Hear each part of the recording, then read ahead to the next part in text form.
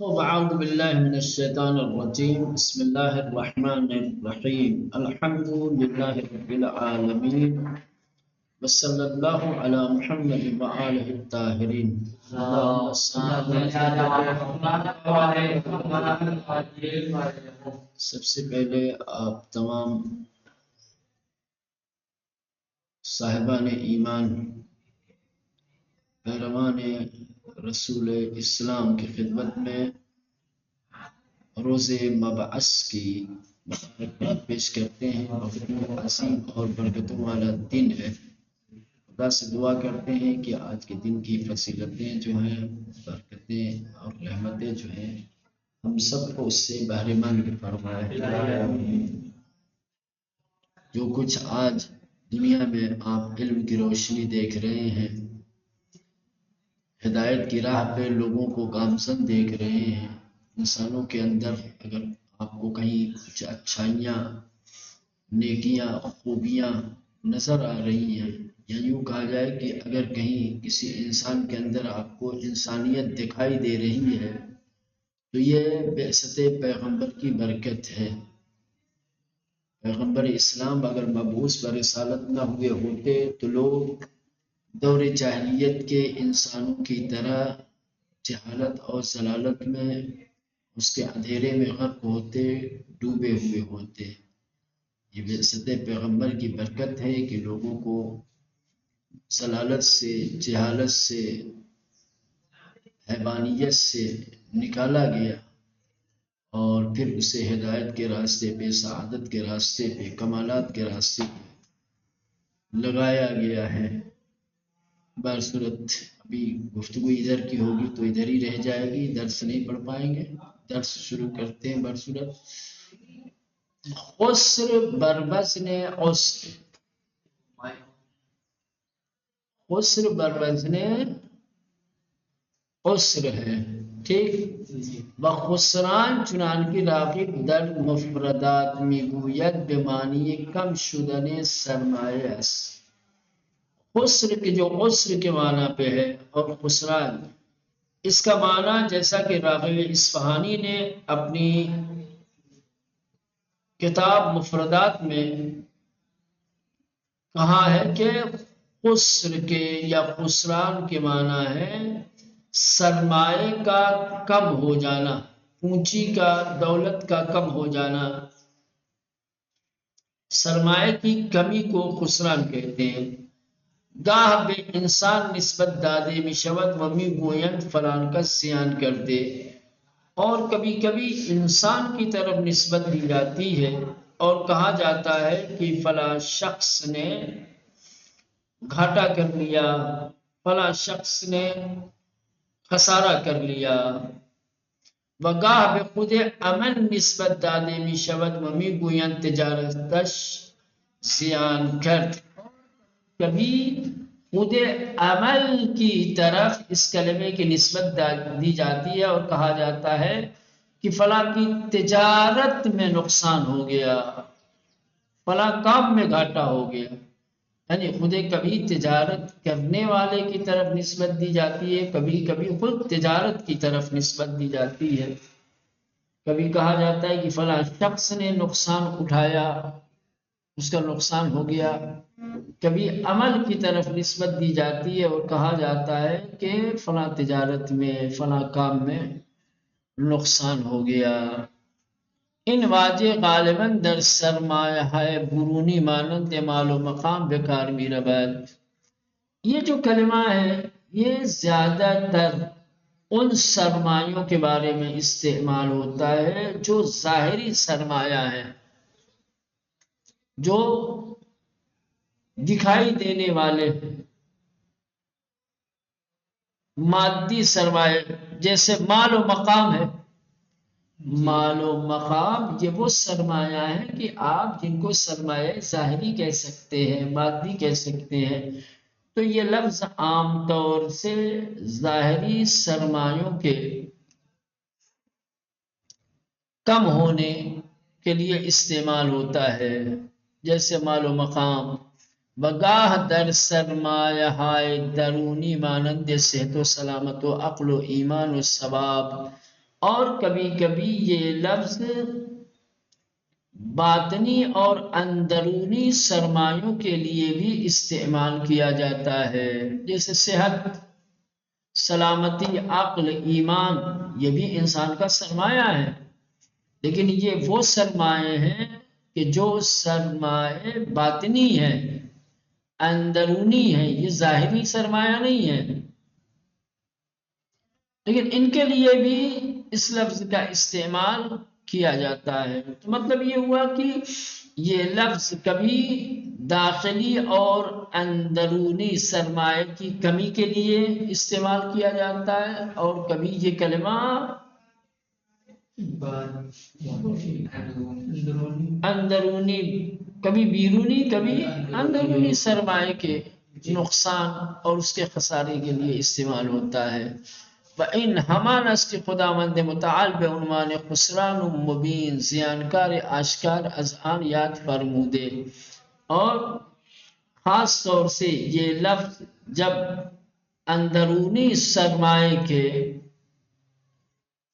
نقصان اور خسران کے لیے استعمال ہوتا ہے تو یہ بڑا نقصان ہے، جیسا کہ قرآن میں کا خسران مبین، زیان آشکار، چونکہ اندرونی سرمایہ جو انسان کا ہے وہ اس کے بیرونی سرمایہ سے قیمتی ہے۔ مولانا مقام چلا گیا کوئی بات نہیں، ایمان چلا جائے جی، ہاں دولت نہیں ہے آپ کے پاس کوئی بات نہیں، صحت نہ ہو،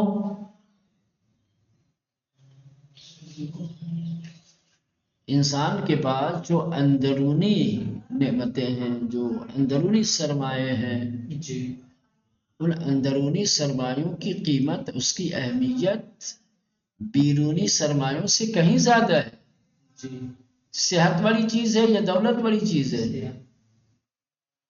مولانا مقام و منصب بڑی چیز ہے یا آپ کا دین و ایمان بڑی چیز ہے؟ دیکھیں جو چیزیں، اسی لیے جو لوگ اندرونی سرمایہ کا خسارہ کرتے ہیں، جو لوگ اندرونی سرمایہ میں نقصان کرتے ہیں، ان کے لیے خسران مبین آتا ہے، ان کو کھلے ہوئے نقصان اور خسارہ اٹھانے والا کہا جاتا ہے۔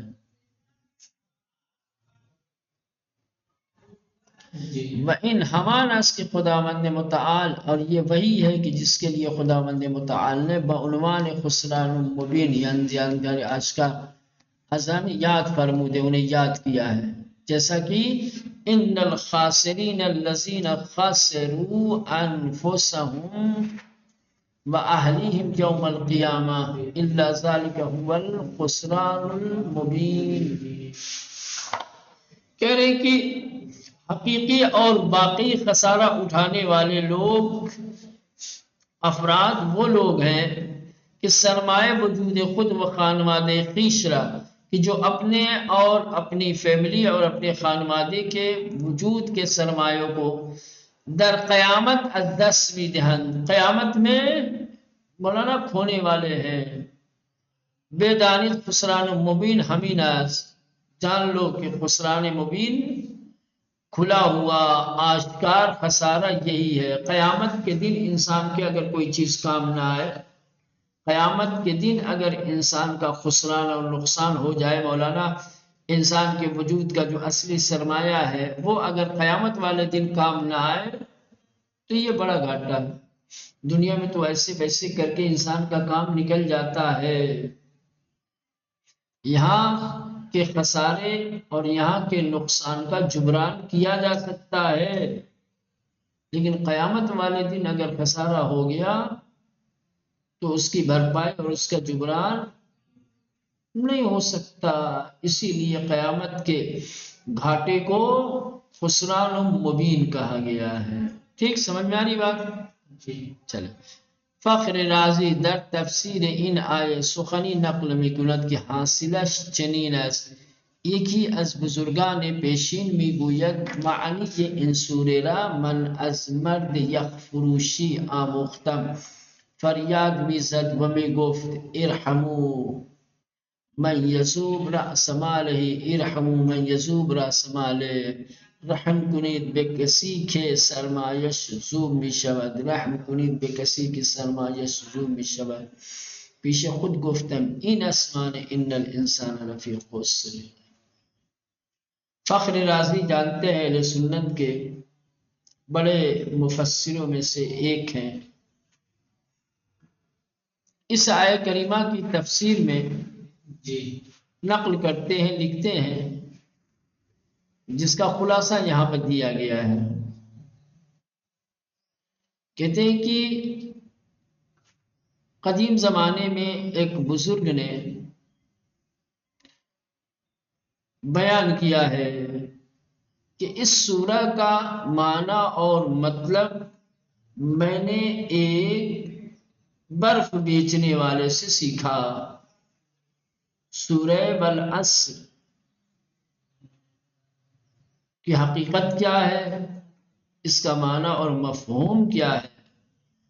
کہا اس کو میں نے ایک برف بیچنے والے سے سیکھا جو بازار میں برف کے ٹکڑے رکھ کر کے آواز دے رہا تھا کہ میرے اوپر رحم کرو، میرے اوپر رحم کرو، میرا سرمایہ پگھلا جا رہا ہے.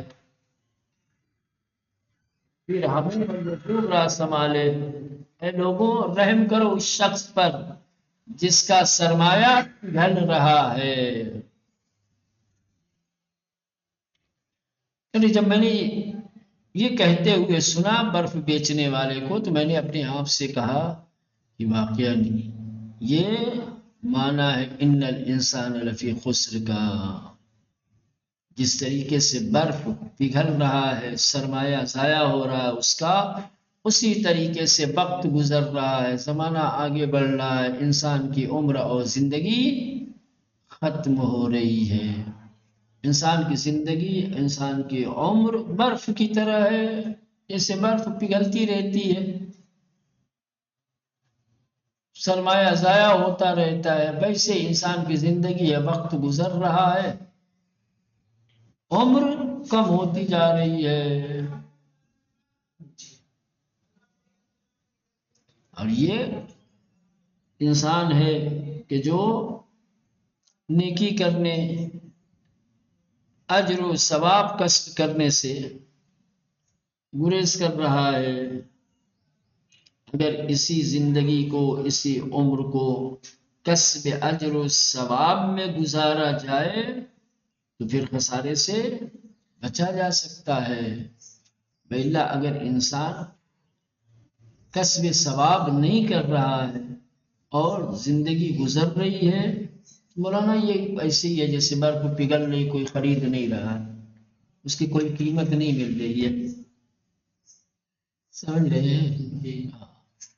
فخر رازی در تفسیر ان آئے سخنی نقل می کند. فخر رازی اس آئے کریمہ کی تفسیر میں ایک گفتگو کو نقل کرتے ہیں کہ حاصلش چنینس، کہ جس گفتگو کا ماحصل اور نچوڑ یہ ہے کہ یکی از بزرگان پیشین می گوید، کہ گزشتہ زمانے کے بزرگوں میں سے ایک بزرگ کہتے ہیں کہ معنی ان سورہ را من از مرد یک فروشی آموختم.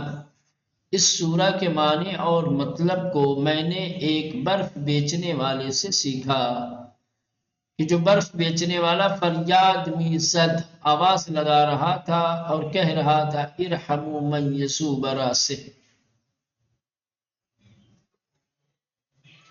من یصوب راس مالہ، ارحموا من یصوب راس مالہ، رحم کنید بے کسی کے سرمایش ذوب می شود، رحم کیجئے اس شخص پر کہ جس کا سرمایہ پگھل رہا ہے، رحم کرو اس شخص پر کہ جس کا سرمایہ پانی ہو رہا ہے، پانی بن کر پگھل رہا ہے.